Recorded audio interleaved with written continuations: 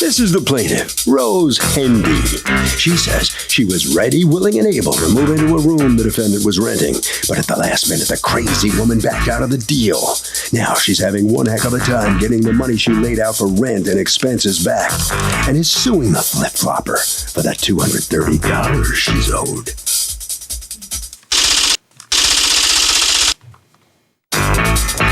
This is the defendant, Icoli Bogle.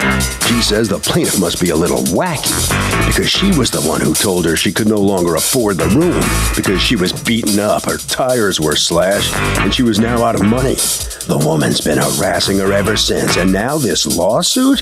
Please. She's accused of ruining a renter's day.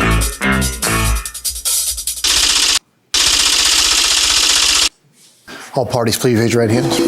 Welcome back to the People's Court. Next case in the docket, the plaintiff put money down on an apartment, then was told she couldn't move in, and now she can't get her money back.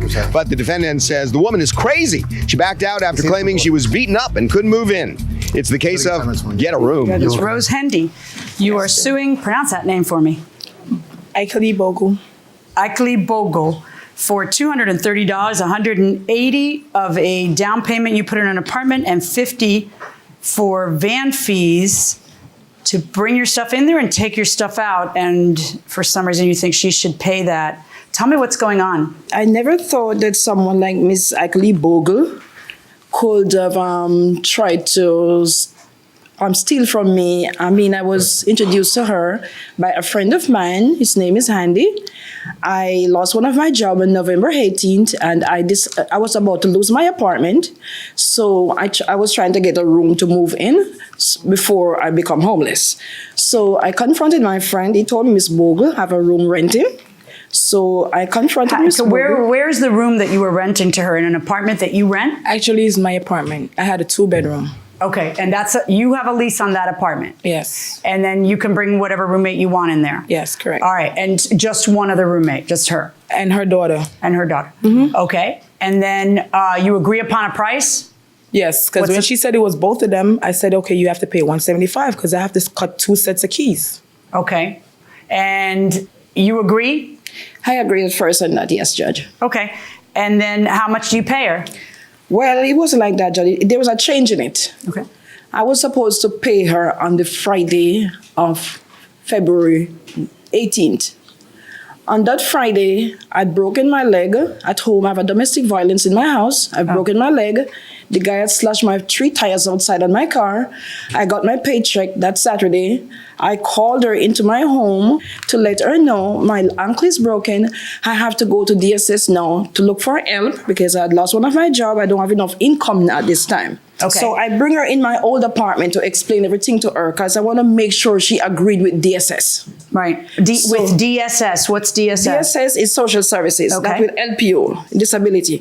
So when she came into my home, she bring the old friend Andy with her. While we were talking, we decided that the rent is going to be $650 per month because her girlfriend told her that DSS is not going to take rent weekly.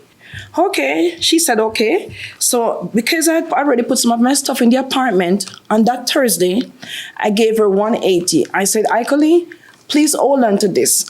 She said, I said, do you agree with DSS? She said, yes, Rose, everything is good. I went to DSS before. I know what it is. But I actually take my money and went home. She called me her boyfriend called me that night. He said, Rose, this wasn't the agreement we had made. I'm not going through DSS with this room. I said, well, please tell Ms. Bogle for me that I'll collect my money from her on the following Sunday plus my stuff.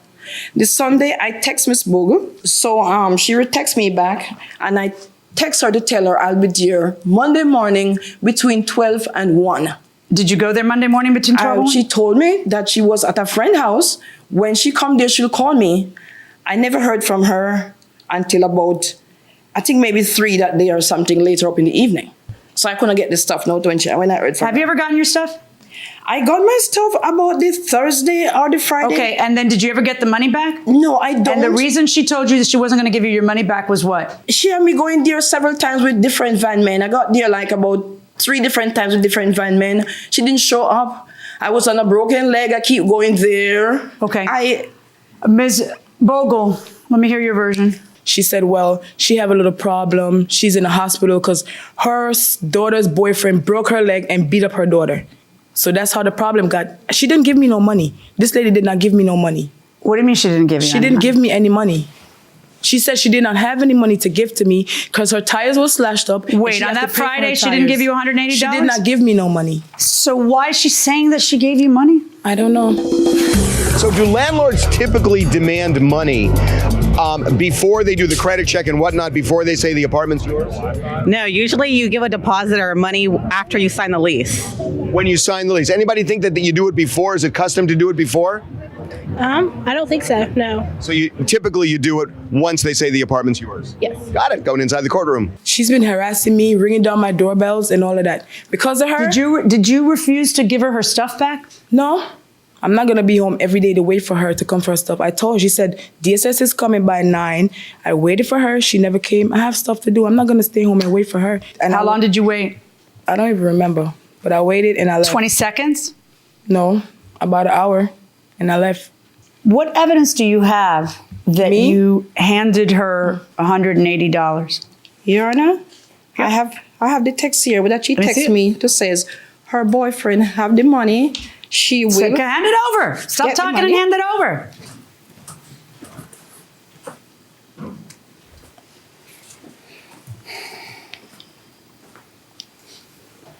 Who's Suzanne? That's her. That's the name I got. That she was Suzanne. Is that a nickname or something? Suzanne, yeah. Let's see. She texts you, Suzanne, don't bother. Let we have any problem. Things wasn't like this when I was giving you my last $180 I have in my name just to hold the room for me until I get the Department of Social Services, where I know for sure that they would have paid the remainder of the money for me to get. I'm the room, but then you change on me. This is exactly what she testifies to. So please let me know what time today I can pick the money up. Your response is off and leave me alone. I'm going to lick you up for harassing me, lady. You don't say what $180. Mm-hmm. Why don't you? Because you're a liar? I didn't lie. She didn't give me no money. I don't have Well, then to why lie. are you in the text? Are you? Oh, who's threatening to call immigration on who? She wants to. I told her she don't leave me alone. I am going to call immigration on her and her daughter. Because she's harassing me. I think she gave you the $180, seeing as that's how the texts kind of look. Let me ask you a question, though. What's the other 50 about? The other 50, I took several times. I have to take several. She keeps saying she's going to be there an hour. She's at her friend. One of the texts says she's in Manhattan. Well, this one's even better. I'm downtown. Joy, is that what she called you? Why don't any of She you called use me your Joy, yes, my friend. Where'd you get 'Cause Joy that's from? what she told me her Because name my was friend Joy. told her my name was Joy. No, you because- told me. You And told why are me you your name using was Suzanne Joy. if your name's Icoli? Because that's a pet. I'm Jamaican. In Jamaica, we have pet names. Okay, Joy, I'm downtown, almost I don't give uptown, my full okay? name. I'm going to be home in about an hour time. Hutchie, have the money. So what, Judge? You caught me. Hutchie have the money. I give it to him because he's the one that paying my rent, $1,300 every month. So when me get home, I will call you and you can come because this is a waste of time. No truer words were ever spoken. Pay the lady $230 verdicts for the plaintiff. Because if I don't believe you about the money, I don't believe you about her showing up when she wants without an appointment. Hold on right there, please. Well, let's see how you're going to get it. Well, so here comes the defendant right out into the hallway here. Turn around here. Tell me, how did that look? Even when the judge say pay her, she's not getting no money. Why? She's not getting no money. Why not? I don't have it. Because you don't have it. So you have the texts, and that pretty much proves your case. Slam my shut. case, and I'm happy for what the judge did today. I've gone through so much with this lady over the period of time. She threatens me. She curses me. Oh, thank God for the ruling today. Threatens you how? She told me she's gonna hit me. She's gonna kick me. She's gonna call immigration on me. I don't know why, because I'm a permanent resident in this country. I'm a hardworking lady. So that's an empty threat then. That's an empty threat. Over to Harvey. Okay, by the way, when you threaten somebody to call immigration unless they end the dispute your way, that, my friends, is called extortion, and it will get you in big trouble.